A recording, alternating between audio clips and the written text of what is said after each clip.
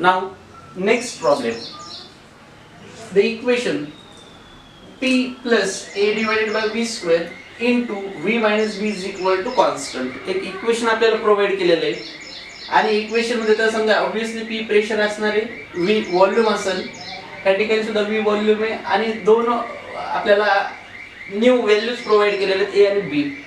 आता a आणि b जे हे आपल्यासाठी अननोन आहेत, हे एक्झॅक्टली काय आहेत हे आपल्याला माहित नाहीये. The unit of a is, आणि आपल्याला याच्यातलं जे स्मॉल a दिलेले लेटर, ह्या स्मॉल a चे युनिट विचारलेले आहे. आता या केस मध्ये आपल्याला 4 ऑप्शन्स प्रोव्हाइड केलेले आहेत. Dyne into centimetre raise to 5, dyne into centimetre raise to 4, dyne into centimetre cube and dyne into centimetre square.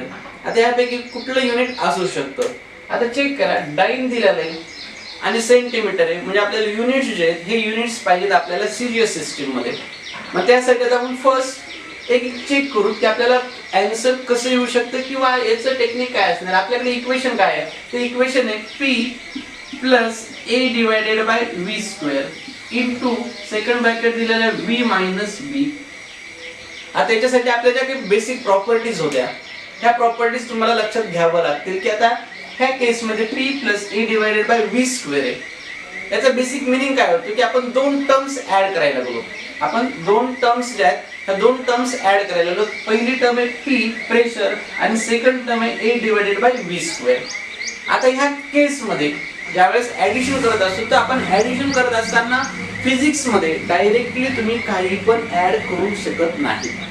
तुम्हाला ऍड करण्या अगोदर त्या क्वांटिटी चेक कराव्या लागतात, त्यानंतरच तुम्ही त्या ऍड करू शकतात. एक सिंपल एक्झाम्पल जर घेतलं आपण आपल्या डे टू डे लाईफ मधलं, की तुम्ही शुगर घेतलेली 5 kg आणि त्या शुगर मध्ये तुम्ही अजून दुसरा कंटेंट ऍड केला, कुठला एखादा तुम्ही कंटेंट कन्सिडर करू शकता. काही बिस्किटचे पॅकेट्स आहेत ते त्याच्यामध्ये ऍड केले आणि काउंट केलं टोटल वेट किंवा टोटल मास काउंट केलं तर तुम्हाला त्या ठिकाणी त्याचं आन्सर मिळेल की त्या ठिकाणी 5 शुगरचं होतं, 1 kg बिस्किट्सचं असेल ते 6 kg होईल. पण आपण ज्यावेळेस फिजिक्स कन्सिडर करतो आणि फिजिक्स मध्ये मी तुम्हाला सांगितलं की एक पर्टिक्युलर मास आहे 5 kg आणि वेलोसिटी आहे 5 मीटर पर सेकंड. मग दोघांची ऍडिशन किती? तर एक मास दिलेले, सेकंड वेलोसिटी दिलेले आणि दोघांना आपण ऍड करू शकत नाही, कारण मास ही डिफरंट क्वांटिटी आहे, वेलोसिटी डिफरंट क्वांटिटी आहे. सिमिलर क्वांटिटीज असतील त्यांना आपण बेसिकली जनरली ऍड करू शकतो किंवा ज्यांची युनिट्स सेम येतात. महत्त्वाचा पॉइंट आहे, ज्यांची युनिट्स सेम असतात त्या क्वांटिटीला तुम्ही ऍड करू शकता.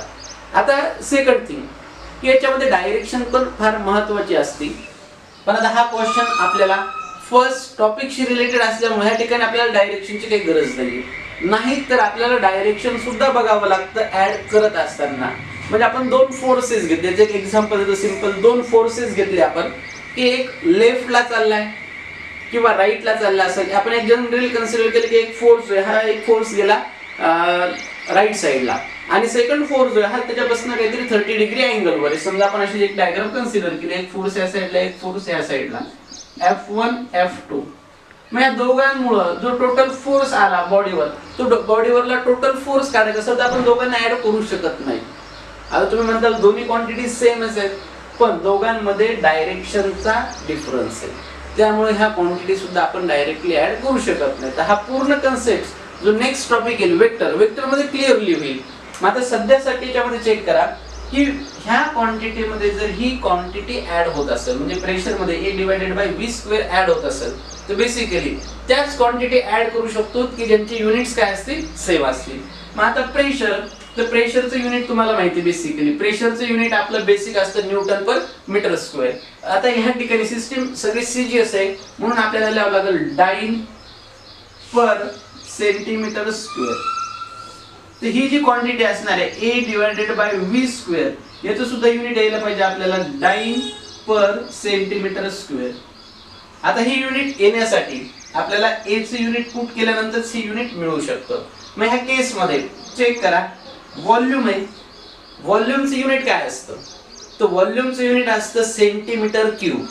ज्यावेळेस आपण व्हॉल्यूम कन्सिडर करणार, व्हॉल्यूमचं युनिट सेंटीमीटर क्यूब सीजीएस मध्ये, आणि तो v स्क्वेअर आहे. तर v स्क्वेअर असल्यामुळं त्याचं युनिट होणार आहे centimetre raise to 6, centimetre raise to 6.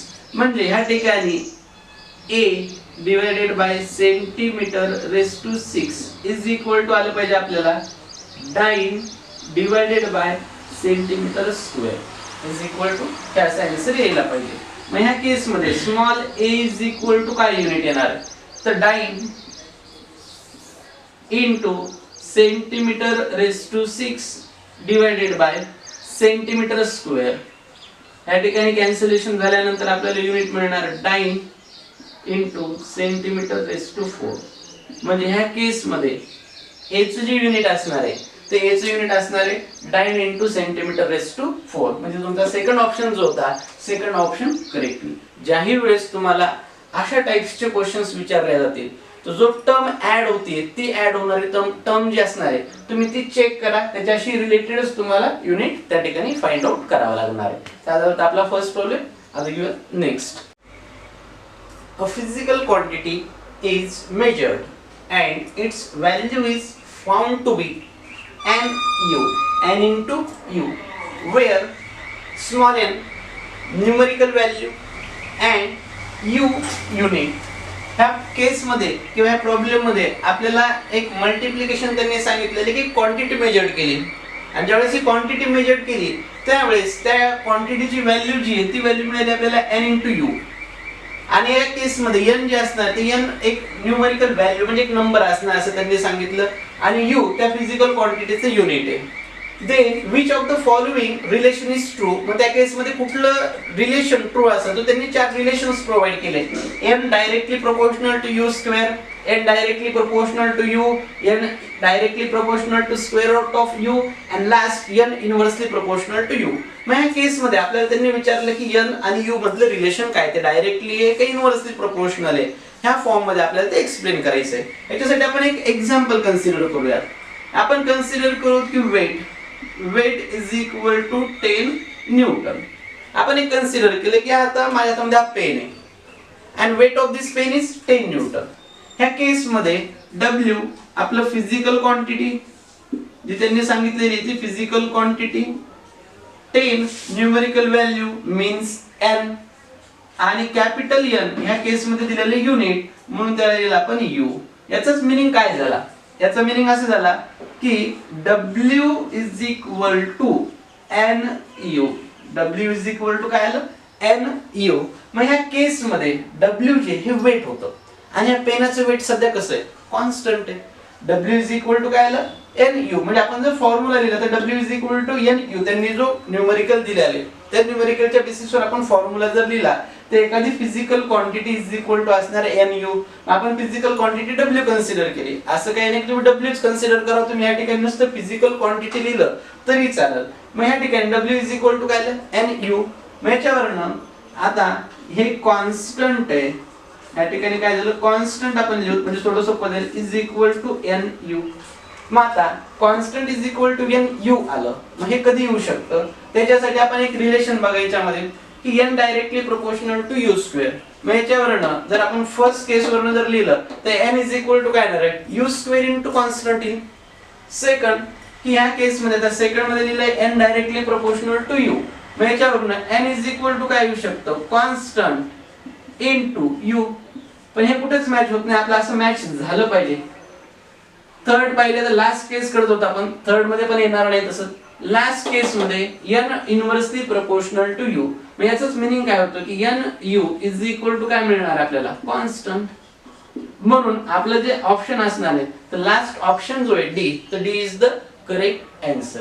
ते झालं आपला basic question. Most of the जेवढे क्वेश्चन्स आपण व्हिडिओ लेक्चर्स मध्ये कंडक्ट केलेले सगळेच क्वेश्चन्स कुठल्या ना कुठल्या एक्झामला आलेलेच घेतलेले आहेत. आपण जेवढे क्वेश्चन्स इथून नेक्स्ट पण होतील हे सगळे प्रिव्हियस एक्झामला आलेले क्वेश्चन्स आपण कव्हर करत आहोत. आता घेऊयात next. A length of rod A is 3.25 plus or minus 0.01 centimetre. आपल्याला एक रॉड दिलेला आहे आणि त्या रॉड A ची लेंथ दिलेली 3.25 plus or minus 0.01 centimetre. Second rod दिलेला आहे B आणि B रॉड जो होता त्याची पण लेंथ दिलेली आपल्याला 4.19 प्लस और मायनस 0.01.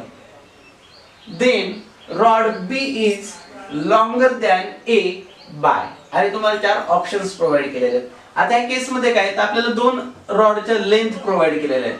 एक रॉड ए दिलेला आहे, एक रॉड बी दिलेला आहे, आणि ह्या रॉडच्या आपल्याला लेंथ प्रोव्हाइड केलेल्या आहेत. आता या केस मध्ये त्यांनी विचारले की बी रॉड हा ए पेक्षा किती टाइम्सनी मोठा असू शकतो, मॅक्झिमम किती मोठा असू शकतो. तर त्याच्यासाठी तुम्हाला त्यांनी 4 ऑप्शन्स दिलेले आहेत. आता ए रॉड, आणि ए रॉड साठीची लेंथ आपण लिहूयात 3.25 प्लस ऑर मायनस 0.01. आता याचा मीनिंग काय होतो की हा रॉड मॅक्झिमम किती असणार, तर मॅक्झिमम असू शकतो 0.26, किंवा हा मिनिमम किती असणार, तर मिनिमम असणार हा 3.24. मॅक्झिमम असेल 3.26 आणि मिनिमम असणार 3.24, कारण याच्यामध्ये डिफरन्स एरर कितीचा दिलाय, एरर दिलेला 0.01 चा. सेकंड, आपण जर असं बी जर कन्सिडर केला तर बी रॉड साठीची व्हॅल्यू आपल्याला दिलेली 4.19. बी रॉड साठीची व्हॅल्यू 4.19 प्लस ऑर मायनस 0.01. आता या केस मध्ये बी रॉड जर मॅक्झिमम काढला तर बी रॉड मॅक्झिमम येईल 4.20 आणि मिनिमम येईल 4.80. मिनिमम जो आहे तो मिनिमम येणार आहे 4.80. मग आता ह्या केस मध्ये, ही जी केस आहे, तर ह्या केस मध्ये आपल्याला बघावं लागेल की बी रॉड कितीने ग्रेटर आहे. आता कितीने ग्रेटर आहे ह्याच्यासाठी आपल्याकडे कंडिशन आहे. आता बघा ह्या चेक करा, 3.25 आणि 4.19 ह्या झाल्या मीन व्हॅल्यूज. ह्या ज्या व्हॅल्यूज आहेत ह्या मीन व्हॅल्यूज आहेत, यांच्यातला डिफरन्स काढा. ह्या दोघांमधला डिफरन्स घ्या.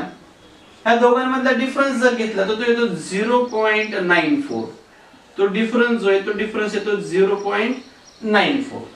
आता हा जो डिफरन्स आहे, हा डिफरन्स तर सगळ्याच ऑप्शन मध्ये प्रेझेंट आहे. मग आता त्याच्यामध्ये जो एरर निघणार आहे तो एरर आपल्याला काढावा लागेल की किती मॅक्झिमम एरर येऊ शकतो. मग आता चेक करा की ह्या केस मध्ये आपल्याला मॅक्झिमम रीडिंग ए ची किती असू शकते. ए ची मॅक्झिमम रीडिंग किती असणार आहे 0.326. आणि ही मॅक्झिमम ज्यावेळेस आपण कन्सिडर केली, मॅक्झिमम ज्यावेळेस आपण ही कन्सिडर केली 0.26, त्यावेळेस बी रॉडचे आपण मिनिमम कन्सिडर करू. बी रॉड साठीचे आपण काय करणार, मिनिमम कन्सिडर करणार, आणि यातला डिफरन्स घ्या 4.18 मायनस 3.26. हा जो डिफरन्स आहे, हा डिफरन्स तुम्ही कॅल्क्युलेट करा.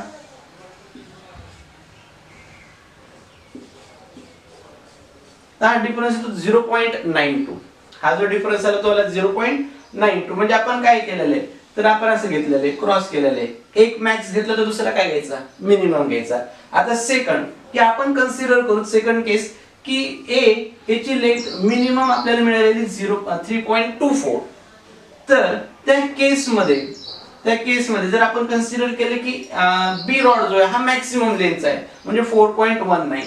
यांच्यातला पण डिफरन्स घ्या 4.19 मायनस 3.24.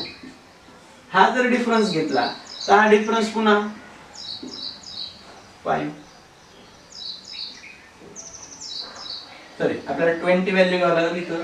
4.20 ते होईल 0.96. म्हणजे आपली मीन व्हॅल्यू जी आहे ही 0.94 आहे. ती व्हॅल्यू मिनिमम किती येऊ शकते 0.92, किंवा मॅक्झिमम किती जाऊ शकते 0.96. म्हणजे 0.94 मध्ये किती मायनस केले तर आपल्याला 0.92 येऊ शकते. त्यासाठी आपल्याला मायनस करावे लागतील 0.02, आणि किती ऍड केले म्हणजे 0.096 येईल. 0.02 ऍड केल्यावरच याचा अर्थ ह्या ठिकाणी आपली रीडिंग जी आहे ती मीन रीडिंग 0.94 चा डिफरन्स येईल, प्लस ऑर मायनस आपल्याला करावं लागणार 0.02. त्यामुळे ऑप्शन जो आहे तो ऑप्शन आपला सी जो असणार 0.94 प्लस ऑर मायनस 0.02 सेंटीमीटर हा करेक्ट येईल. जे इथं व्हॅल्यूज आपण काढल्यात हे आपल्या बेस व्हॅल्यूचा डिफरन्स घ्या, तो आला 0.94. त्यानंतर आपण तिथले मॅक्झिमम आणि मिनिमम काढल्या. आपण ए साठीची मॅक्झिमम मिनिमम काढली, बी साठीची मॅक्झिमम मिनिमम काढली. मग ए ची मॅक्स आणि बी रॉड जो आहे त्याची मिनिमम, त्यानंतर बी रॉड ची मॅक्झिमम आणि ए रॉडचे मिनिमम यांचे डिफरन्सेस घेतले. हे जे डिफरन्सेस आहेत ते डिफरन्सेस इथे लिहिलेले. त्या डिफरन्सेस वरनं मग आपली मेन रीडिंग आणि यांच्यामध्ये कोणता नंबर ऍड केला म्हणजे तुम्हाला ह्या व्हॅल्यूज मिळणार आहेत ते चेक केलं तर तो नंबर होता 0.02. मग यावरनं आपला हा प्रॉब्लेम जो याचा आन्सर निघालं सी. हे झाला हा प्रॉब्लेम. आता next, the respective number of significant figures for numbers.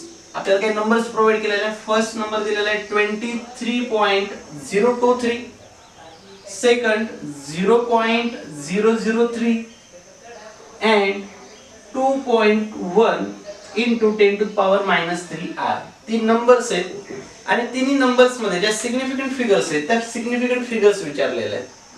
आता आपल्याला विचारत असताना त्यांनी वर्ड यूज केलेला आहे रिस्पेक्टिव्ह. रिस्पेक्टिव्ह म्हणजे तुम्हाला सिक्वेन्स चेंज नाही करायचा. ज्याही सिग्निफिकंट नंबर असतील त्याचा आपल्याला सिक्वेन्स फिक्स ठेवायचा आहे. आता फर्स्ट नंबर आहे 23.023, याच्यामधले 5 ला 5 डिजिट ही सिग्निफिकंट आहे आणि हा 0 तो बिटवीन 2 नॉन झिरोज आहे, त्यामुळे ह्या सगळ्याच फिगर्स काय दिल्या सिग्निफिकंट. म्हणजे 23.023 साठी सिग्निफिकंट डिजिट्स किती झाले तर ते झाले 5. सेकंड नंबर आहे 0.003, याच्यामधले आता चेक करा. हे सगळे झिरो जे हे नॉन सिग्निफिकंट म्हणजे सिग्निफिकंट कोणता झाला फक्त 3. हा एकच सिग्निफिकंट असेल त्याच्यामुळे याच्यातला डिजिट झाला 1. आणि last 2.1 into 10 to the power -3.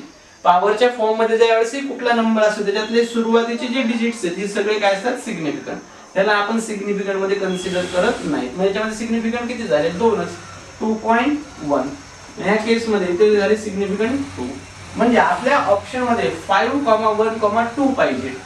इथे 5 to 1 आहे, हा सिक्वेन्स रॉंग व्हायला. सेकंड ऑप्शन मध्ये 512 जे आपण काढलं तोच आहे. म्हणजे आपलं सेकंड ऑप्शन जे सेकंड ऑप्शनच काय असणार आहे करेक्ट असणार आहे. तर आपला हा एक बेसिक सिंपल क्वेश्चन होता. पण अशा टाइपचे क्वेश्चन सुद्धा विचारले जातात डिफरंट एक्झाम्सला. तर त्यामुळे आपल्याला घेणं तर महत्त्वाचंच होतं. तर हा झाला बेसिक क्वेश्चन. आता बघूया नेक्स्ट सेशन.